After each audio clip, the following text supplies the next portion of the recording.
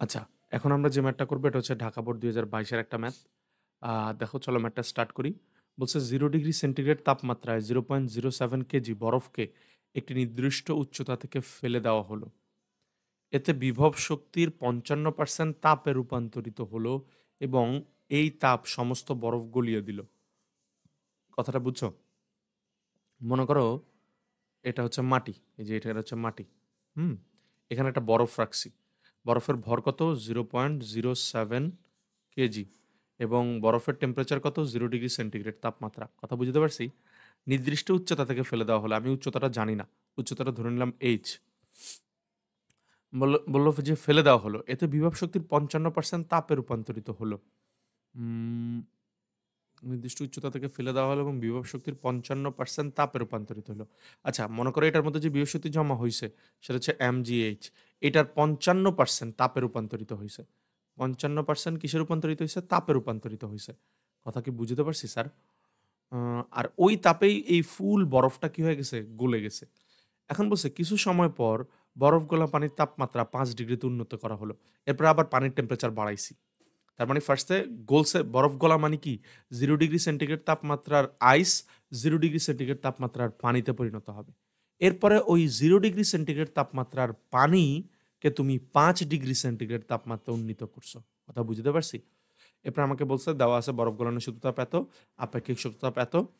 প্রথম প্রশ্ন আমাকে বলছে বরফ খণ্ডটি কত উচ্চতা থেকে পড়েছিল? তার মানে আমার কাছে এইচ জানতে চাইছে। কথা কি বুঝতে পারছি বাবা? আমার কাছে এইচ জানতে চাইছে। তো চলো আমি এক কাজ করি, ধরি বরফ খণ্ডটি এইচ উচ্চতা থেকে পড়ে। ধরি বরফ এইচ উচ্চতা থেকে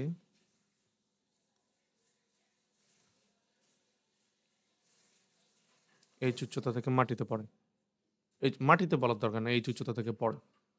উচ্চতা থেকে পড়ে। বুঝতে পারছি স্যার? এখন এইচ উচ্চতায় তার মধ্যে যে বিভব শক্তিটা জমা হবে সেটা কত? অতএব এইচ উচ্চতায় বিভব শক্তি, এইচ উচ্চতায় বিভব শক্তি,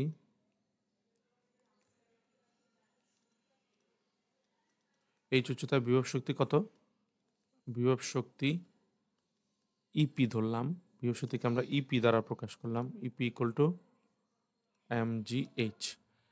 এখন বলছে না এতে বিভব শক্তির ৫৫% তাপে রূপান্তরিত হলো এবং ওই তাপ সমস্ত বরফকে গলায় দিছে। তার মানে একটা বরফ গলতে কি পরিমাণ তাপ লাগে বলো তো স্যার? একটা 0 ডিগ্রি সেন্টিগ্রেড তাপমাত্রার আইস 0 ডিগ্রি সেন্টিগ্রেড তাপমাত্রার পানিতে যদি পরিণত হয়, তাহলে তার যে তাপটা লাগে সেটা হচ্ছে Q ইকুয়াল টু mLF। এখন বলিও না এটা বুঝো না। এটা অবশ্যই বুঝো। এই দেখো এটা আমি শিখাইছি। শুরুতেই দেখো সূত্রও দেওয়া আছে।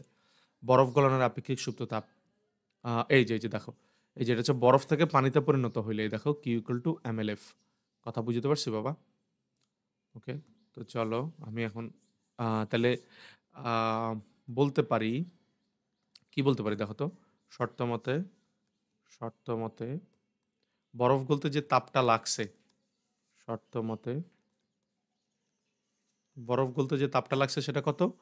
Q equal to mLF। আর এই তাপটা কোথা থেকে আসছে? এই তাপটা আসছে বিভব শক্তি থেকে, বিভব শক্তির ৫৫% থেকে। তাহলে দেখো আমি কি লিখছি? এই দেখছো বিভব শক্তির ৫৫% ইকুয়াল টু mLF লিখছি। কথা বুঝতে পারছি স্যার? তো এইখান থেকে তো আমরা বাদ দিয়ে দিতে পারি। LF এর মান তো আমরা জানি। এখান থেকে H এর মানটা বের করে ফেলতে পারবো না? H ইকুয়াল টু কি হবে বলো তো? LF এপাশে, এই যে LF কে এপাশে নিয়ে আসছি। আর G দ্বারা ভাগ হবে আর ৫৫% দ্বারা ভাগ হবে। কথা বুঝতে পারছি স্যার? তাহলে আল্টিমেটলি যদি আমি পুরা ক্যালকুলেশনটা করি তাহলে দেখি কত আসে। পুরা ক্যালকুলেশন করলে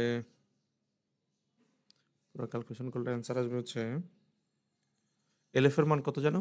LF এর মান হচ্ছে 336,000 336,000 আর নিচে জি এর মান হচ্ছে 9.8 আর 55% মানে হচ্ছে 55/100। আলটিমেটলি এখান থেকে অ্যান্সার আসে হচ্ছে 62337। হ্যাঁ, 62। আচ্ছা জি এর মান কত? 9.8 আর এইচ এর 55% মানে হচ্ছে 55/100। এখান থেকে যে অ্যান্সারটা আসছে সেটা হচ্ছে 6233 6233 7.63 মিটার। তার মানে এত মিটার উপর থেকে আসলে এই বরফটা পড়ছে। কথা বুঝতে পারছি স্যার। প্রথম প্রশ্ন শেষ। কত সহজ না স্যার? তো চলো পরের প্রশ্নটা করি। পরের প্রশ্ন মানে ঘ নম্বরের কথা বলতেছি। ঘ নম্বর প্রশ্নটা একটু তোমরা পড়ে ফেলো। এরপর আমি ঘ নম্বরটা বুঝিয়ে দিচ্ছি।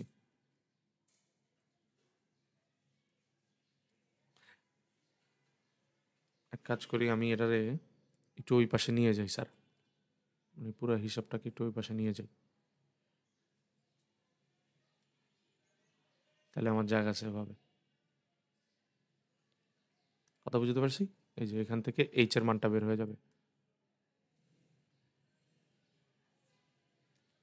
ওকে, তাহলে এটা হচ্ছে এইচ এর মান বের হবে। এইচ ইকুয়াল টু, ডান। চলো তাহলে এবার ঘ নম্বর ম্যাথটা করি, 4 নম্বরটা। ঘ নম্বর ম্যাথে কি বলা হয়েছে? বলা হয়েছে যে বরফ গলন ও বরফ গলা পানির তাপমাত্রা বৃদ্ধি কোন ক্ষেত্রে পরিবেশের উপরে অধিক প্রভাব ফেলবে? এন্ট্রপির আলোকে ব্যাখ্যা করো। কথাটা বুঝিও, এবারটা খুবই সহজ। এখানে দুইটা কথা বলছে, একটা হচ্ছে বরফ গলন এবং বলছে বরফ গলা পানির তাপমাত্রা বৃদ্ধি। দেখো তো বরফ গলন মানে কি?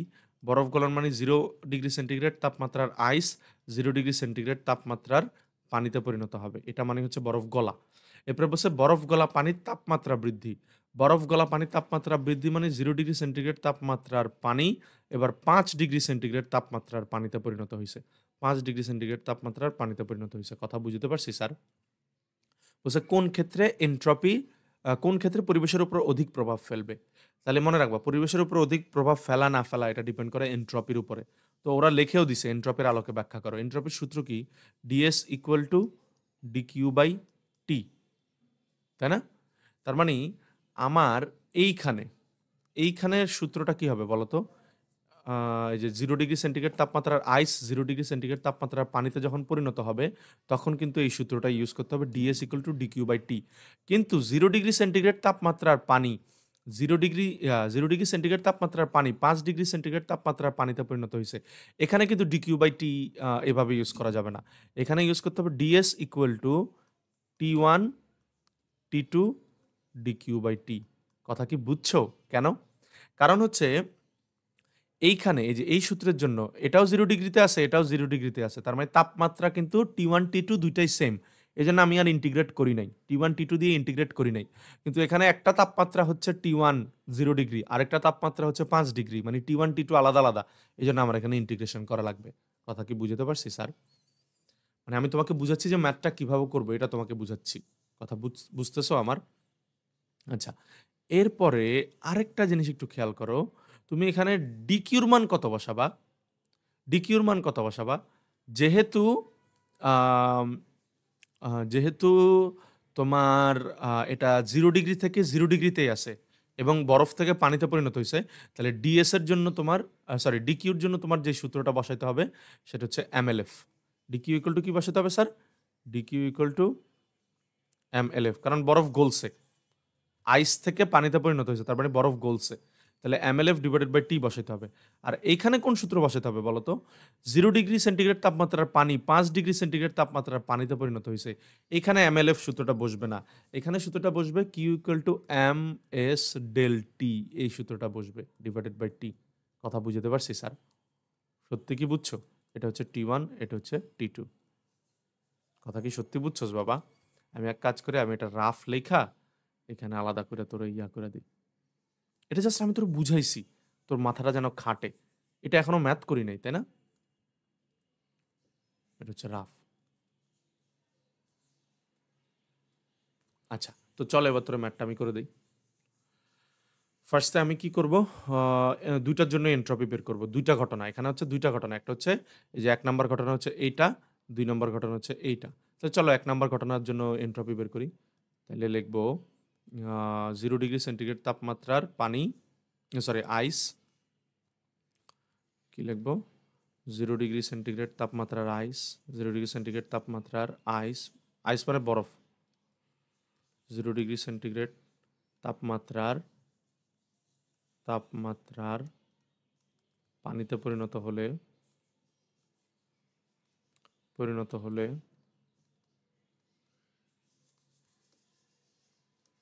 এনট্রপির পরিবর্তন, এনট্রপির পরিবর্তন, এনট্রপির পরিবর্তনের সূত্র কি? DS equal to DQ by T, তাই না বাবা? আচ্ছা, আমি এখানে কি পাশে এক কাজ করি, পাশে লিখি, পাশে কি লিখবো? বরফ টু পানি লিখবো, না এগুলি তো লেখা যায় না। কি লিখবো? আচ্ছা না থাক, কিছুই লিখি না, এটা DS1 লিখি। হ্যাঁ, এটা DS1 লিখি, ওটা DS2 লিখবো, ঠিকই আছে। এটাই আমি মাথা খাটাতে পারতেছিলাম না যে কি লিখুম। আচ্ছা, এবার ডিকিউর মান কত হবে বাবা? ডিকিউর মান তো সূত্র তো বললামই, যে এমএলএফ ডিভাইডেড বাই বড় হাতের টি। এখন এম এর মান কত? 0.07। এলএফ এর মান কত? 336,000। আর টি এর মান কত? টি হচ্ছে 0 ডিগ্রি সেন্টিগ্রেড না, তার মানে 273 ক্যালভিন। 0 ডিগ্রি সেন্টিগ্রেড মানে 273 ক্যালভিন। ব্যাস, এখান থেকে এনট্রপি কত আসবে? এখান থেকে এনট্রপি আসবে হচ্ছে, আমি বের করি, এম এর মান হচ্ছে 0.07 ইন্টু 336,000, আর নিচে কত? নিচে হচ্ছে 273। সব মিলে আমার অ্যান্সারটা আসে হচ্ছে 86.15, 86.15 জুল পার ক্যালভিন। হ্যাঁ, 86.15 জুল পার ক্যালভিন। হ্যাঁ, ডান স্যার। এরপরে আবার এই 0 ডিগ্রি সেন্টিগ্রেড তাপমাত্রার বরফই আবার, সরি, 0 ডিগ্রি সেন্টিগ্রেড তাপমাত্রার পানি আবার 5 ডিগ্রি সেন্টিগ্রেড তাপমাত্রার পানিতে পরিণত হবে, তাই না? তাহলে আবার লিখি, অতএব 0 ডিগ্রি সেন্টিগ্রেড তাপমাত্রার পানি, তাপমাত্রার পানি, পানি 5 ডিগ্রি সেন্টিগ্রেড তাপমাত্রার পানিতে পরিণত হবে। পানিতে পরিণত হলে, 0 ডিগ্রি সেন্টিগ্রেড তাপমাত্রার পানি 5 ডিগ্রি সেন্টিগ্রেড তাপমাত্রার পানিতে পরিণত হলে এটা কি হবে? 0 ডিগ্রি সেন্টিগ্রেড তাপমাত্রার পানি 5 ডিগ্রি সেন্টিগ্রেড তাপমাত্রার পানিতে পরিণত হলে এনট্রপি, এনট্রপি DS2, এটা কত হবে? এটা হবে T1, T2 থেকে ইন্টিগ্রেশন করে নিব, আর এখানে কত হবে? DQ by T. কথা বুঝতে পারছি স্যার? এটারে আমি যে এই সূত্র চাইলে ভাঙাইতে পারি, দরকার আছে সূত্র ভাঙানোর? আমরা কিন্তু সরাসরি জানি যে এরকম যদি ইন্টিগ্রেশন করা লাগে তখন এই সূত্রটা এরকম হয়ে যায়। আমি দেখাবো। এম এস, দাঁড়াও, এম এস বাইরে চলে আসে, এরপরে এটা কি জানি হয়, লন T2 ভাগ T1, সূত্রটা এরকম হয়। কথা বুঝতে পারছি? এম এস লন T2 ভাগ T1। কথা বুঝতে পারিনি, মানে এই সূত্রটাকে তুমি যদি ইন্টিগ্রেট করো তাহলে ফাইনালি এই সূত্রটা আসবে। কথা বুঝতে পারছি? সো তোমার খামাকে ইন্টিগ্রেশন করে দেখানোর দরকার আছে। তাহলে দেখো তো অ্যান্সার কত আসবে এবার। এম এর মান কত? 0.07 ইন্টু, আচ্ছা এই সূত্র কোথা থেকে আসছে একটু দেখা দিই। এই সূত্র আছে এখানে, থাকার তো কথা। এই যে দেখো, এই যে দেখো, এই যে দেখো, এই যে ডেল এস, এই দেখো, এটা হচ্ছে ওই ইন্টিগ্রেশন, আর ইন্টিগ্রেশন কমপ্লিট করলে দেখো সূত্রটা এরকম হয়ে যায়, এম এস লন T2 ভাগ T1। দেখছো, ইন্টিগ্রেশন কমপ্লিট করলেই সূত্রটা এরকম হয়। আমি কি একটু জুম করে দেখাবো? জুম করে যদি দেখাই, কিরে জুম হয় না কেন? দেখছো, এই যে এম এস লন T2 ভাগ T1, বুঝছো? এই দেখো, এটা হচ্ছে ইন্টিগ্রেশন করছে, আর ইন্টিগ্রেশন করলে জিনিসটা এরকমে পরিণত হবে। কথা ক্লিয়ার? ওকে, তাহলে দেখি এখান থেকে অ্যান্সার কত আসে। এম এর মান তো জানি, এস এর মান কত? যেহেতু এটা পানি, এস এর মান হবে 4200 ইন্টু লন T2 মান কত যেন? T2 হচ্ছে 5 ডিগ্রি, তাহলে 5 ডিগ্রি মানে 5 যোগ 273, আর T1 এর মান কত? T1 এর মান হচ্ছে 0 ডিগ্রি। 0 মানে হচ্ছে শুধু 273। 0 যোগ 273 লিখে দিলাম, যাও। তাহলে এখান থেকে আলটিমেটলি অ্যান্সার কত আসবে? 0.07 ইন্টু 4200, 0.07 ইন্টু 4200 ইন্টু কত? লন কত জানো? 5 যোগ 273, 5 যোগ 273 ডিভাইডেড বাই 0 যোগ 273 কত আসে? 5.336, 5.336 জুল পার কেলভিন। ঠিক আছে? অতএব কোন ক্ষেত্রে এন্ট্রপি বেশি পরিবর্তন হয়েছে? DS1 greater than DS2। তার মানে এন্ট্রপি কোথায় পরিবর্তিত হবে? প্রথম ক্ষেত্রে, মানে যখন বরফ থেকে পানিতে পরিণত হবে, 0 ডিগ্রির বরফ 0 ডিগ্রি পানিতে পরিণত হবে, তখন এন্ট্রপির বেশি পরিবর্তন হবে। কথা বুঝতে পারছি? তার মানে পরিবেশের উপরে কোনটা বেশি প্রভাব ফেলবে? বরফ গলাটা পরিবেশের উপরে বেশি প্রভাব ফেলবে। এই জন্য দেখিও স্যার, আমরা বরফ গলা জিনিসটাকে কিন্তু আমরা অনেক মানে গুরুত্বপূর্ণ, মানে গুরুত্বের সাথে নেই। আমরা বলি না যে মেরু অঞ্চলে বরফ গলে যাচ্ছে, আমাদের পৃথিবীর অনেক ক্ষতি হবে, এই সেই। কথা বুঝতে পারছি স্যার? আশা করি সবাই বুঝছো।